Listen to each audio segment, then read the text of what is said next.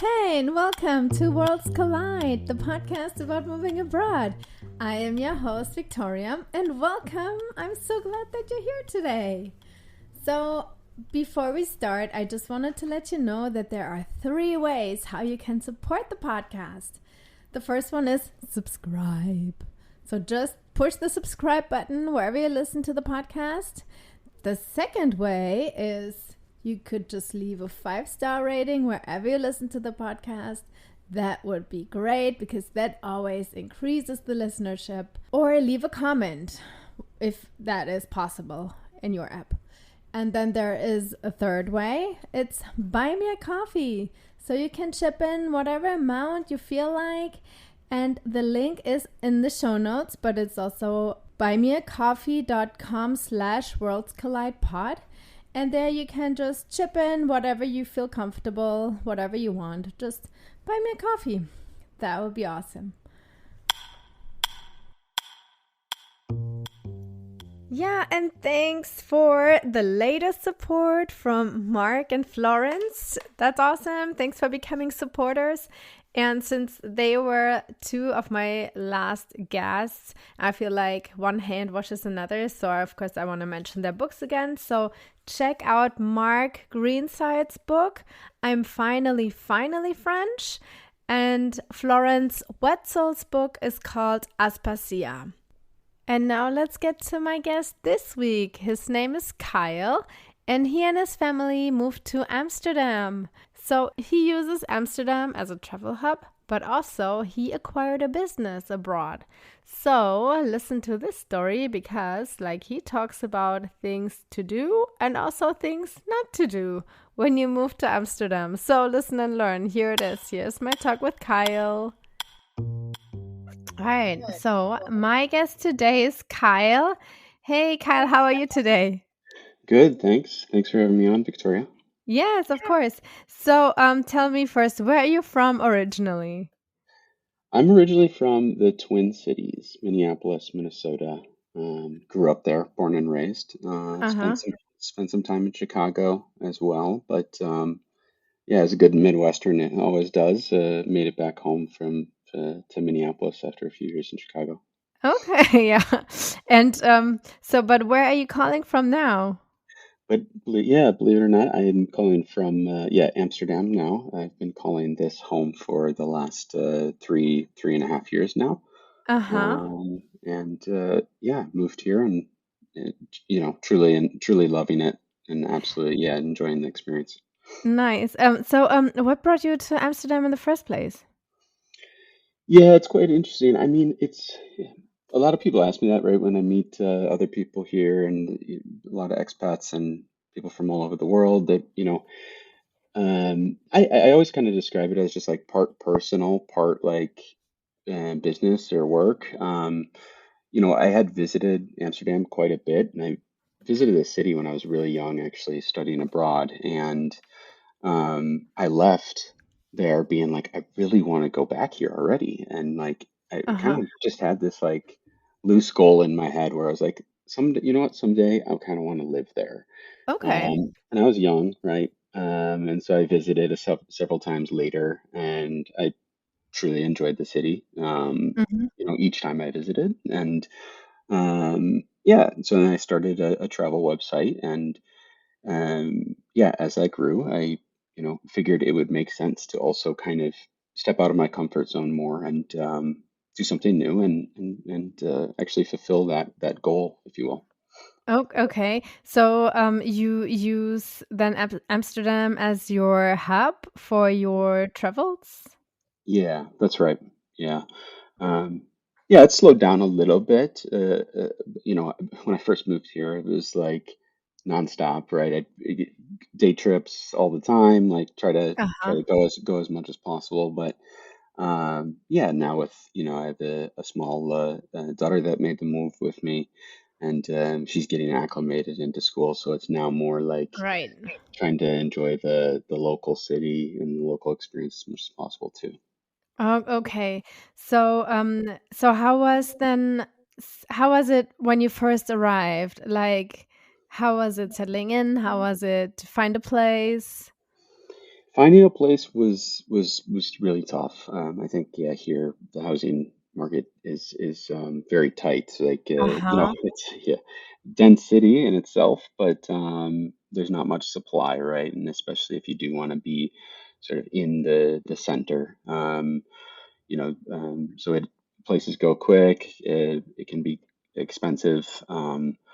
But and so that was a little bit of a stress point, Mm-hmm. but was able to get it figured out. The flip side of it is there's a lot of different really cool types of places. Like no building is really the same, no house is really exactly the same, and all these Mm-hmm. different views. And so, um, yeah, it might be a little more expensive, but end of the day, you're going to end up with a nice home. But getting there, I was after having that figured out, it was sort of like this euphoric moment getting here, right? Where a honeymoon phase, if you will. Oh, okay. Yeah. Enjoying the city as much as possible, and like just loving the atmosphere and the energy of it all. Was yeah is was and still is truly amazing. Do you still see it as like a tourist? Or, I mean, I guess in the beginning you always go to the main tourist spots, but then, like, do you still do that, or do you behave more like a local? Yeah, a little bit. It's sort of hybrid. I'll revisit some of the tourist stuff. I've slowly checked off some of the tourist stuff that I don't, really that aren't really of my interest anymore. Those kind of wean out. But then, like, there's certain things that I still love. Like, I do love being in the tourist areas. To me, it's like classic Amsterdam, where it's just sort of Right. this chaos and this, people from all over the world, and you never know what you're going to see each day. I just kind of love that part. And then the museums are spectacular. Every time you go, I keep going back, and I see something new or learn something new every time. All right. And you mentioned also that you moved there 3.5 years ago with your small daughter. Mhm. Yeah, So how was it for her settling in? Because, like, I mean, when they're so little, they absorb the language probably super quick. yeah, yeah. Yeah. Yeah, definitely. She was about a year and a half, I want to say, when we Mm-hmm. moved. Um, and so I moved also with my wife and then our small dog as well. So yeah, we kind of packed up the crew, and I just had this sort of like it was. I think that part was this like emotional toll in a way because I had this Uh-huh. mixed feeling of being like, you're leaving family, but then you're also happy and excited because you're doing this fun new thing and being able to explore the world, and then thinking about you're raising a kid, and so like Right. is that the right decision, right? Take going away from family, Yeah. and then dropping her off. Remember the first time at like daycare here where it's only in Dutch, and she Right. had no idea, right, what was going on or how they were talking, like, she was just getting to learn like English, and dropping her off, I just kind of left thinking like, I don't know, is this whole thing the right decision? Um, Mm-hmm. but I think on the converse of that, it's been this like I've seen her kind of grow and be so like resilient, I guess, and adaptable, and then brave, right? I mean, of just kind of jumping in there and doing that, and she's Yeah. yeah learned so quickly. It's been really cool to see. But do you, besides like missing like family there, or like thinking about like, oh yeah, I'm taking the little one away from whatever, seeing her grandparents more often, or the rest of the family, but we're also like worried about like, how do we find like a doctor? How do we find a daycare? Is it easy to get a spot? Like, or like later on, did you like do some research for the schools or something, like all the technicalities? Yeah. Yeah, in the whole daycare process, that was another transitionary, like a, a, a little bit of a stressor, if you Oh will, yeah, just because, yeah, there's long waiting lists. I The, see. the quality, and we toured a few, the quality I was very surprised about, and was really pleased about as well. Super cute little, daycares with outdoor gardens and stuff. And, I really enjoyed seeing that. I was kind of excited for her in that regard. Um, but then, yeah, then just that uncertainty of being like, well, how do I figure this out in terms of doctor? Like, what if we need something? Or, if when kids get sick all the time from daycare and Yeah, yeah, stuff. yeah, exactly. Yeah. So, the one thing I learned is just kind of have to take it slow, and you're not going to figure it all out, but it's sort of integrating each day, right? Find that one primary physician or something to help you out, to that then will help you connect the dots in terms of a person that can help you for physical therapy or whatever that may be, Right, right? So right, then, right. yeah, so it continues to open little new doors. You just kind of have to peel back one layer, if you can. Yeah. Do you remember how you started your research for a doctor or for the daycare? Did you check like some communities for expats, or did you just Google it? Yeah, it was mainly locationally focused, where, it was kind of the sequence is like, okay, find a place, right? And then, all right, she's priority of next spot is, daycare and everything for her. And so somewhere nearby, our place, because we knew we weren't going to have a car, but it's a Yeah, small, easy enough city to commute, sure. and On a bike. yeah, on a bike, of course, and so, but you still want even to be close, just because you never know if you have to pick up early and all of that. And so then we toured those places, and everything was, looked really good, and we were really excited for her. So we were pretty lucky because there was a lot of good options in the area, No, and nice. Yeah. yeah, and that's a beauty too, I guess, of being like in such a tight knit, city. I call it like the largest village in the world, Uh-huh. because, um, you know you're going to have inherent options nearby you, kind of no matter what. So Yeah. yeah, Yeah. And you went there then to work on your travel site? yeah. Or so did you then get that the visa, the what's it called again? The The DAFT yeah, visa. the Yeah, DAFT. Yeah, yeah, exactly. yep. Yeah, and it's for people that aren't familiar. It's the Dutch American Friendship Treaty. It's an actual treaty. So, Mhm. and it's bilateral. So, Dutch citizens can go to the United States, and then vice versa, and you get a 2-year, visa, and you can start a business here, and that's what I did. And it's a it's similar to an LLC. It's called a BV here. Mhm. Um, and you basically receive your salary through that, and you pay taxes here. And so, yeah, I started that whole, thing, and 2 years has passed, and, we, just actually got approval for the next. So it's a 5-year extension, Oh yeah, after nice. that 2 years. So I, just this week got that notice, and so that was really Okay. exciting. All right, that's good. And since you for the other people who are listening and thinking about the visa, who also travel with the family or like move with the family, so what can your spouse then do? Yeah, so she actually, works as an attorney, and she was able to work remotely, believe it or not. Ah, nice.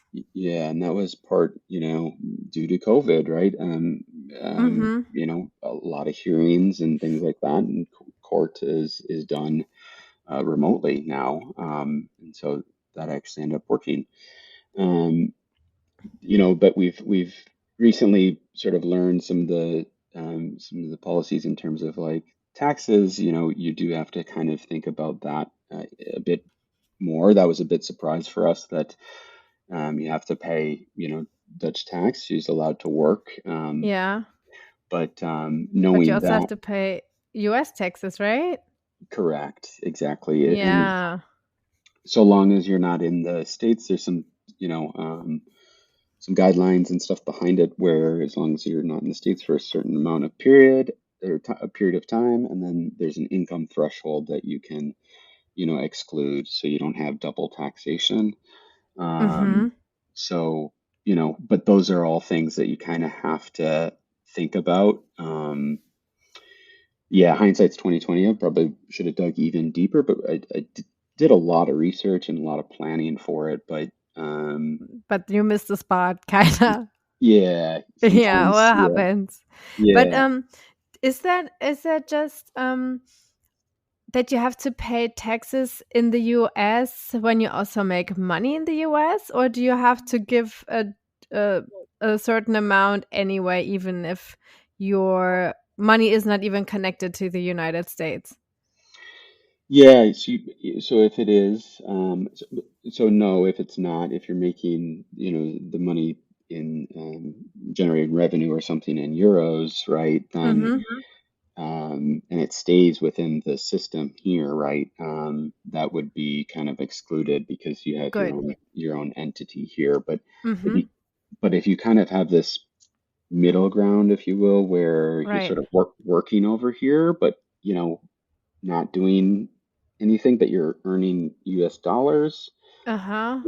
then it's you're in sort of this gray area.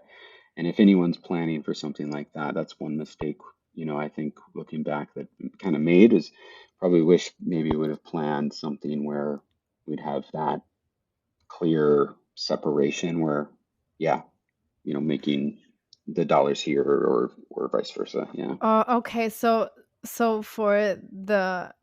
um for the money that your wife is making, that she also has to file this in the Netherlands? Yeah. Yeah. And Oh, I see. yeah. And that's Ah, something, okay. yep. And that's something we was a big surprise, I guess, on Yeah, I the, bet. I yeah. mean, that's a lot then. Yeah.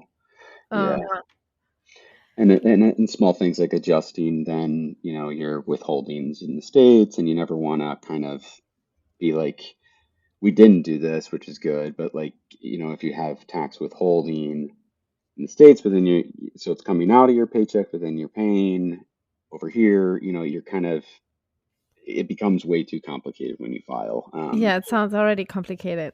Yeah. So yeah, that's that's part of it. The joys of of Yeah. yeah of the Oh, that's taxation. the joys of working remotely, I guess, then. Yeah, right. Yeah, right. And then let's talk a little bit about your travel agency. So, what do you focus on? Yeah, so it's called my site's called viatravelers.com. I started it way back in, again, yeah, I guess when I was studying abroad.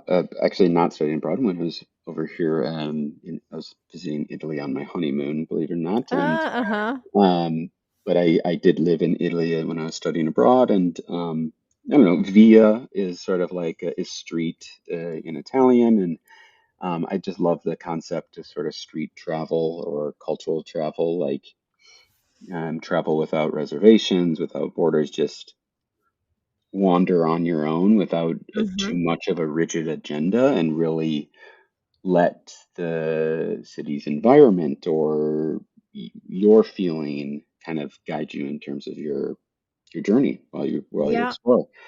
And so that's sort of a lot of the mantra that we write about. We're predominantly a travel content website, so we have a YouTube channel as well and a email newsletter that you can subscribe to and get the stories directly from me of my experiences in different places. And we have a team of writers that also, um, because via travelers plural, I think it's it's more well-rounded if you have a number of different perspectives I see. into the fold rather than just sort of one. And so, yeah, we have a ton of great content focusing primarily on Europe, cultural destinations in like Asia, and then yeah, U.S. and North America mainly. Okay.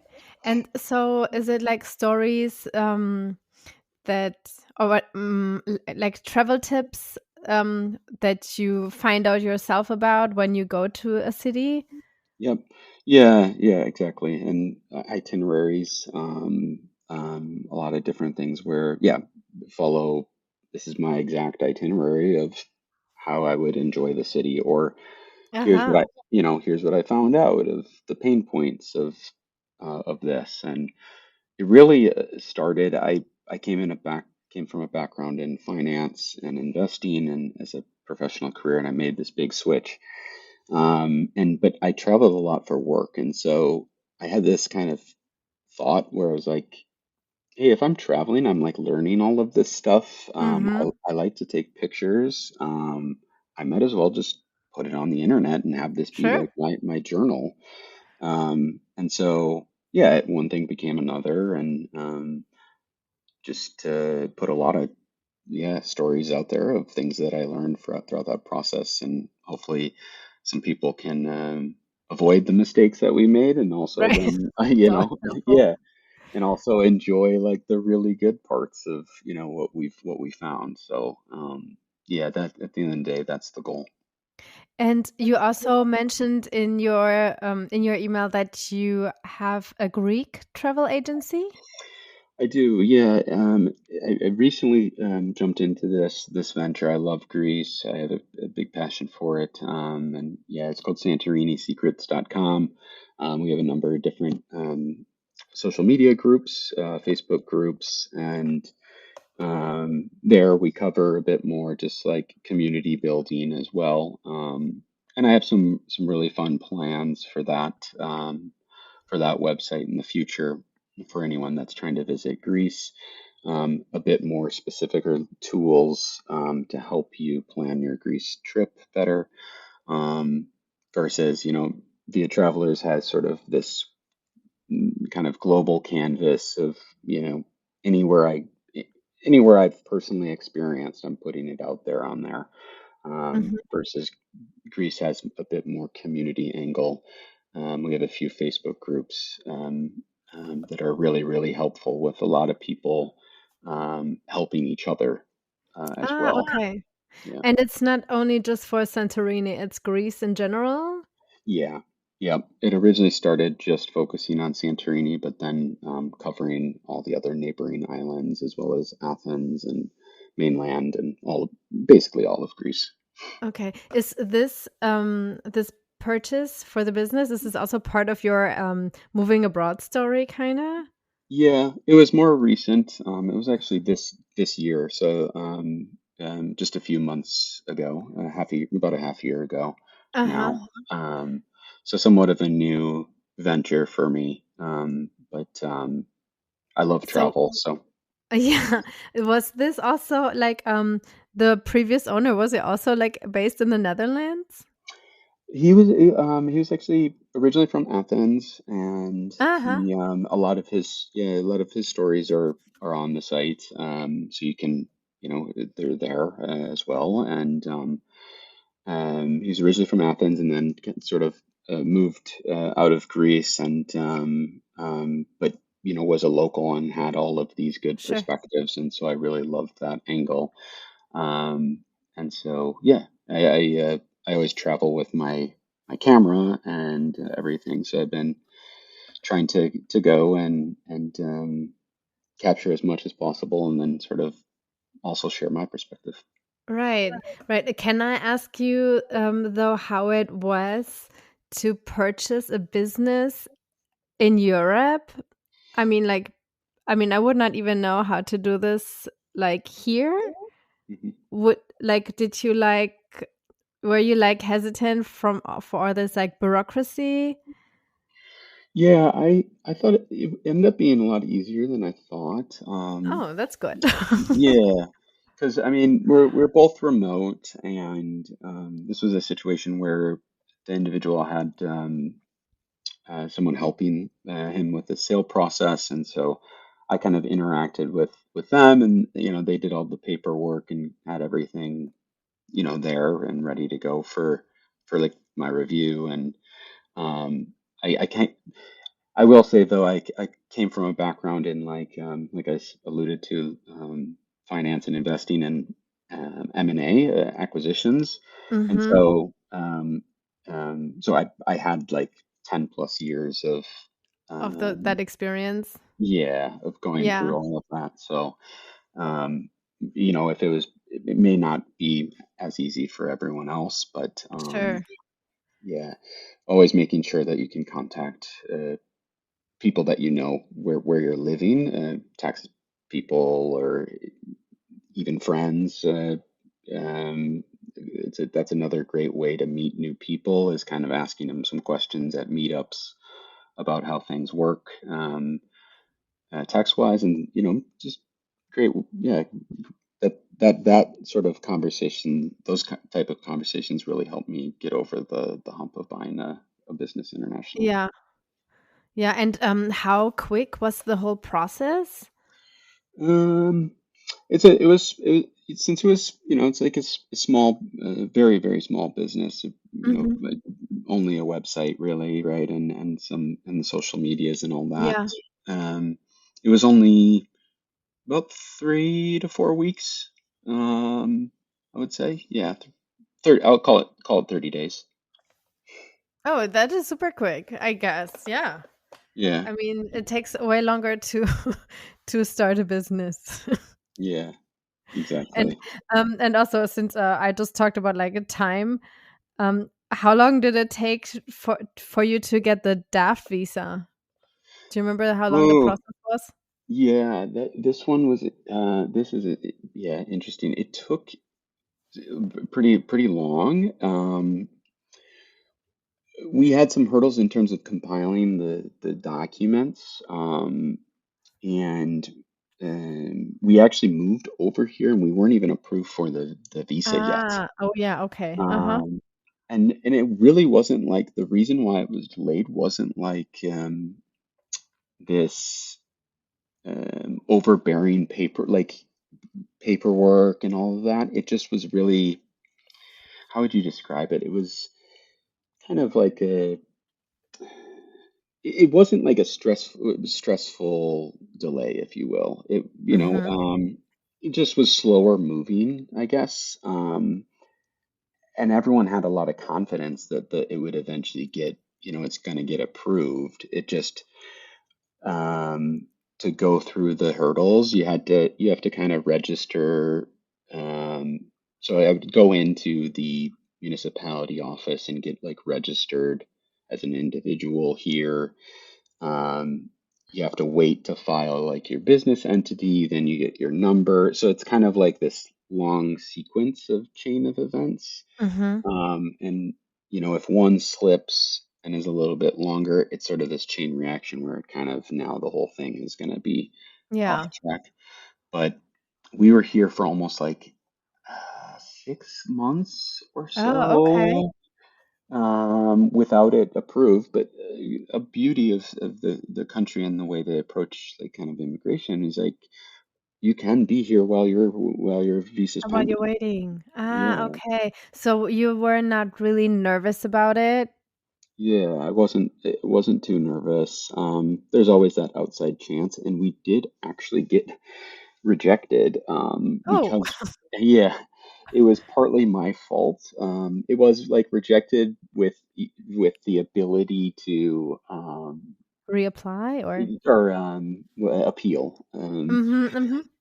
And it was my fault that, everyone said, okay, put all of the documents together and submit them here on this online portal. Um, and I had thought that we already submitted a few of the documents, and I was like, oh, we were just waiting for this last one or two, and I added them to the portal, and um, the attorneys then submitted it, and um, didn't yeah it wasn't the full set of documents. It was Ah, I submitted see. with document deficiency, but I got the thing and I'm like, I can't believe this. Like, I got rejected, when we have to leave. But they're like, no, Right. no, no, yeah, yeah, yeah, So then you were nervous at that point, probably. yes, yeah, Yeah. Yes. yeah. And then how long did it take until you got a confirmation? I want to say that after that period, it was like it was pretty quick. It was like a few weeks, 6 weeks or Okay. something. Okay. At least you didn't have to wait again for a long time. Yeah. So, So okay. yeah. So I've been over here so like I was saying 3 to 3.5 years so far. And so if I just got my 2-year renewal, just to give Right. you a sense of timing, I Yeah. was about a year to a year and a half. Do you think the bureaucracy part in the Netherlands is slower as in the United States, or do you think it's just as efficient? I I think mean, if you call I it think efficient, I don't know. yeah, I don't as know. I think efficient, I picked the wrong word, but you know what I mean. yeah, as efficient as you can be, I guess, in those type Hmm. of environments, right? The yeah, I think they're definitely pretty good. I was also really impressed by the system where they have this thing called like Dig ID here, where it's like your digital passport, right? Like, Hmm. and Uh-huh. and you're registered, and it's very secure. But like, this is your portal for everything, like health related matters, tax, yeah, your trash fees or whatever, and even through that process of filing. So, you know, but getting that and getting registered took some time, and then but then every time we would get our extension for our like application pending, it's sort of like a sticker on your passport that's like, you know, you're in pending Hmm.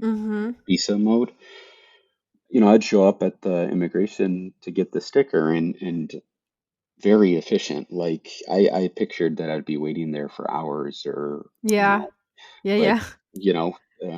there was a lot of people there, but very smooth. Like, walk in, walk out, get the sticker, boom, Oh, nice. and but we had to go through that a few times and go get the sticker. I think 2 or 3 times. So my Hmm. pass, I've created a pretty cool passport with all these stickers now, I guess. But Yeah. Nice. Yeah. yeah.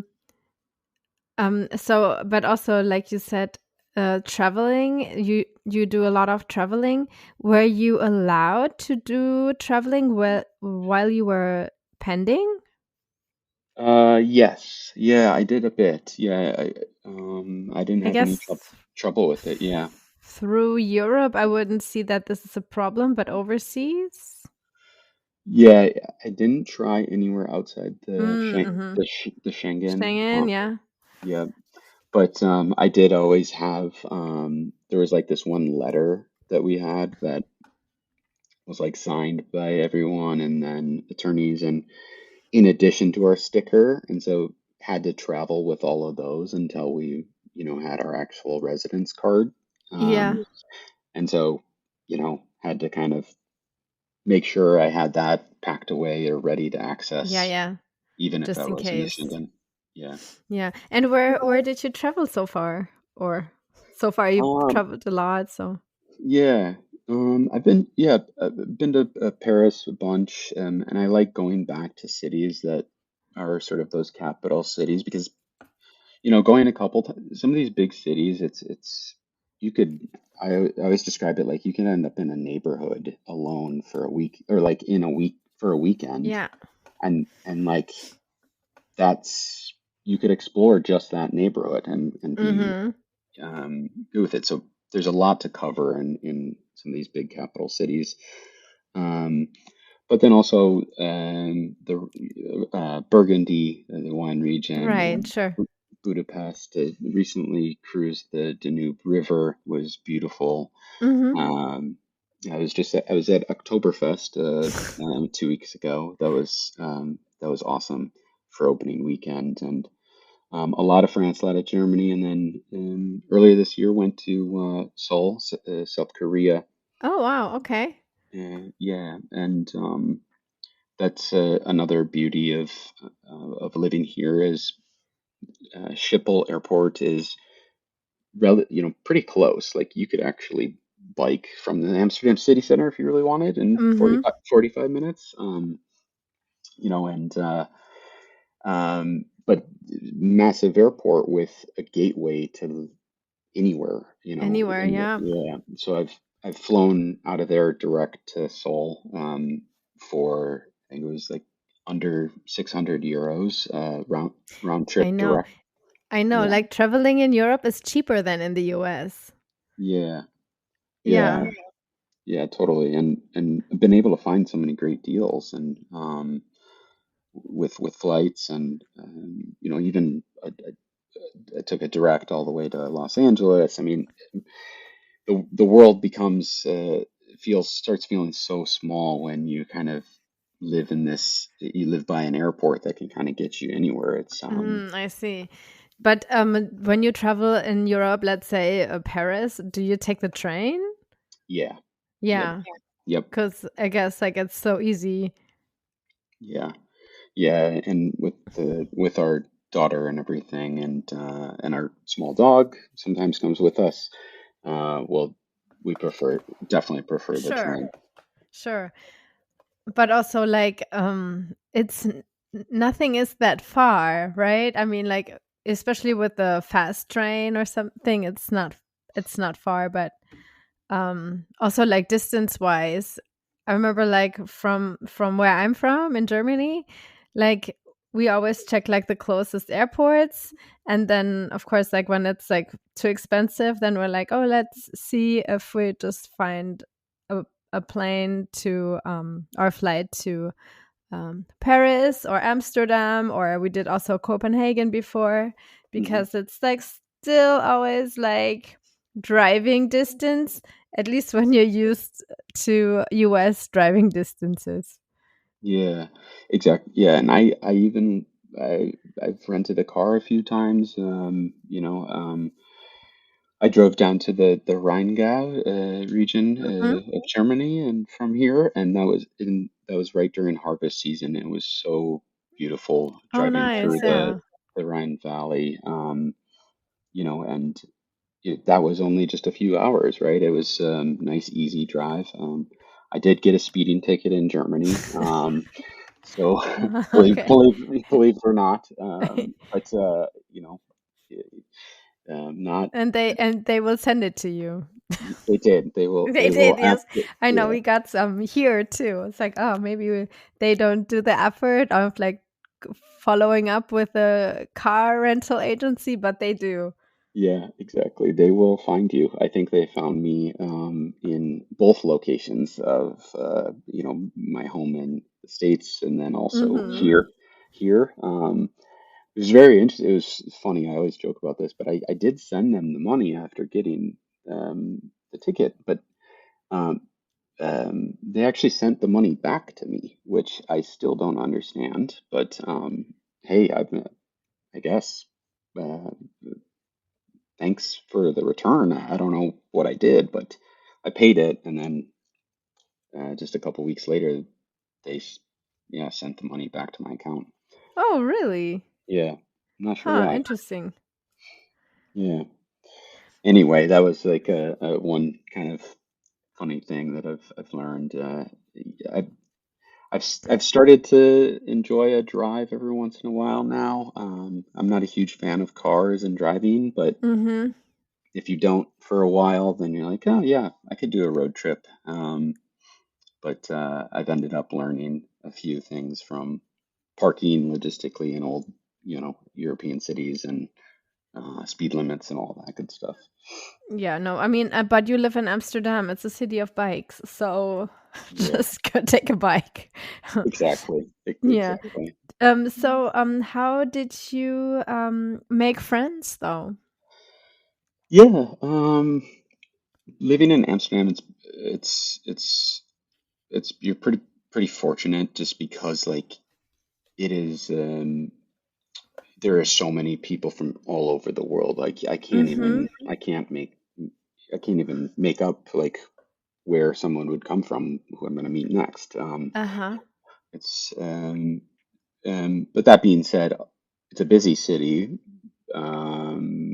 It's a happening city, very social city. So like people kind of are, you kind of have to jump in the stride, if you will, of that flow to get going. But there's a lot of new people coming in to the city all the time, and so they're also looking for, a social life. And so I've gone to different meetups, different work type communities, or even like masterminds in a way, or like work oriented, like small group meetup Right. meetings. I also joined a wine community that also does like wine tastings and Uh-huh. dinners with wine and pairings, and or like make your own dinners and stuff too. And in that community, it's like people from all over, and you meet a couple friends, similar to how you're finding your doctor, right? You meet a couple Right. people, and they have friends with other people, and um, you just kind of have to, yeah, get over the hump on a couple of close friends, and Right. the rest And goes. do you remember like the first time that you went to a meetup? Like because like the first time is probably like more whatever, you're more nervous about it or like more hesitant. Mhm. Yeah, yeah. I was awkward for Yeah. sure. Yeah, I imagine. yeah, yeah. It's but it's And everybody was like curious about you, or was it like I'm just gonna hang out here in the corner and wait until somebody maybe will like come to me? yeah, Or are you like the kind of person that is very extroverted and just goes there and says, "Hi, here I am." Kinda. yeah. I feel like I'm extroverted when I'm in my comfort zone, or like my, Uh-huh, okay. or like if I've kind of warmed up a bit. So if the vibe doesn't work out well, or I don't have kind of a good, I'm not like settled, then Yeah, it's really hard for me. So right. it kind of came in flows, I guess. Um, I learned to try to not get there too early. I kind of like being a little bit late, even though Right, yeah, that is smart, uh-huh. yeah, even though everyone's very punctual here. Um, I but can just be like 7 minutes late. yeah, exactly. Because then I can kind of jump in a bit, but you don't want to be too late where everyone's already, quote unquote settled in, right? Mhm. Socially. So, um, but yeah, I've learned that as well. Like coming from the States, I think like have this tendency to be like when you meet someone for the first time, you end up talking a lot about like work and what you do. Yeah. And I've learned like, a lot of people just don't, that's not part of the conversation, Yeah, really. no. Yeah, No, yeah, because, like, for me, like, I tried to avoid this because I had to say it, like, 1,000 times already, so I'm, like, really tried to avoid this. yeah, I'm like, "Maybe we can talk about something else." yeah, yeah, So, but exactly. that's a good reason why you joined then that wine club? Because Yeah, then you talk at least about wine. You have, like, something else to talk about. yeah, exactly. And sometimes that's a good point is to me, it's, how, like, you can be people that are like the most interesting people can talk about like almost anything, right? And so Yeah. like, yeah, if sometimes if you can only defer to work, like, you know, it might be a good sign to like, try to kind of go explore something else. And I was one of those people. It's like that's all I could think about, right? Mhm. Um, and so that part helped me kind of branch out more, like socially, of how to interact, or just yeah, that would always be my fallback, but not as much anymore. In the wine community, it's interesting because you know, I don't even know what anyone does for work, right? Ah, okay, sure. Yeah, Yeah, it isn't totally a conversation. You probably know with the people you're closest with, but yeah, most times you have no idea what people do for a job. right. And do you do everything in English over there? Yeah, I do. Yes, yeah, mainly. Yeah, that. How is your Dutch though? I mean, do you Uh, probably I mean, I just imagine like in Amsterdam you don't really need it because it's so international and yeah, everybody speaks English. yeah, it is. It's like this, like it's this kind of interesting reverse like language immersion. I don't know. It's like this reverse language immersion. Like I don't know how else to describe it, but where I'm sitting here, I'm learning the language. I really wanted to kind of get immersed, but and use it all the time. But most times people just switch to English because you can your accent can kind of stand out, and a lot Yeah. of people just fall back because it's a little bit easier. Or Yeah, of course. yeah, and um, so it's really hard to like speak it, and you don't get that opportunity to really mess up, to give you that Uh-huh. motivation to go learn again, unless you're Yeah. taking classes nonstop. But you do have a Uh-huh. big international community, and but you do hear here it's so international. You go to the park and you hear people, you just hear every single language out there, um, which is Yeah. really, really cool to see. It's really cool, yeah. Um, do you um when you pick up your daughter at daycare though, do you have to speak Dutch with the teachers? Yeah, I do. A little bit, yeah, I know what people are. I can listen. I'm a good listener with it, and even like reading and stuff. I'm covering the bases there, but Mm-hmm. for me, conversationally, it's really much a challenge. It's been Yeah, tough no. to But get that. it's I think understanding is probably easier or listening because there are a lot of words that are in common with the English language. Yeah, yep, exactly. Yeah. Yeah, yeah, and And oh, go ahead. and at school, one thing I was just going to say, yeah, with that's been the biggest part in terms of language, where school like parent meetings, um, or like the where all the parents go, right, Yeah. to the meeting. It's all in Dutch, right? And tours, when we were touring schools, it's all in Dutch, and so um, and I really enjoyed just sort of having that like forced, I have to, that's the only route. I have to listen a little more carefully, and um I yeah, it took some getting used to, but I actually enjoy that. It, Yeah. it does end up helping me. Yeah. Do you have though some experience along the way that were kind of more negative? Yeah, well, in terms of the just trying to language barrier wise reasoning, or Yeah, or like anything culturally that was just a little bit harder for you to get used to, or just don't cannot quite I don't know. It doesn't make any sense to you. yeah, yeah, I think like there is the whole concept, right, of just directness of I had plenty of examples of that, or like instances of that, where I was like, it bothered me, or like kind of ruined my day, of someone like the delivery driver like kind of telling me that he doesn't like me, and it's like, Oh. or like, you know it's like it's like, well, and then I'm like sitting there thinking about it all day. It's like, Mm, it's not even lunchtime, and I'm getting that already, like, seriously. But anyway, So and just that directness. yeah, and the Yeah. day I kind of then started just like thought it was like, kind of humorous.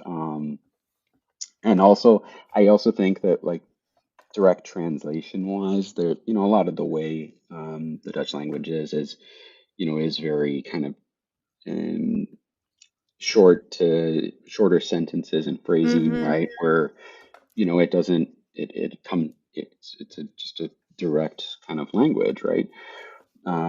So that can be part of it, and you also just have to. Life's too short, and obviously just move on if there's something that just is like, well, is this directness or is this just outright rude? Right. You know, Okay. Yeah. yeah. So, but I've come around, actually come full circle. I've really actually then recently enjoyed sort of some of the mantra here of Dutch culture, just sort of like coziness and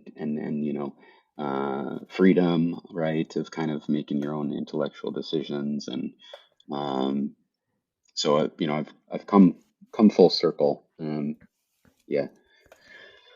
And do you, and is everybody really tall? Yes. Yeah. Yeah. Yeah.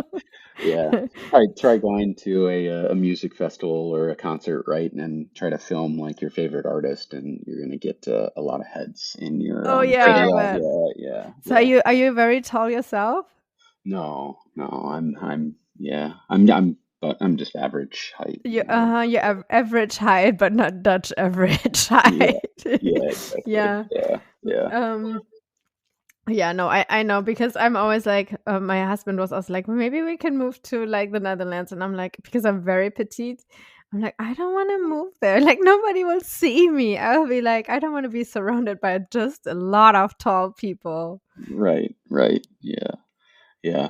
You'd have to sit on some of the benches, and when you sit on the benches, you may not My feet touch are the ground. dangling. Yeah, Yeah.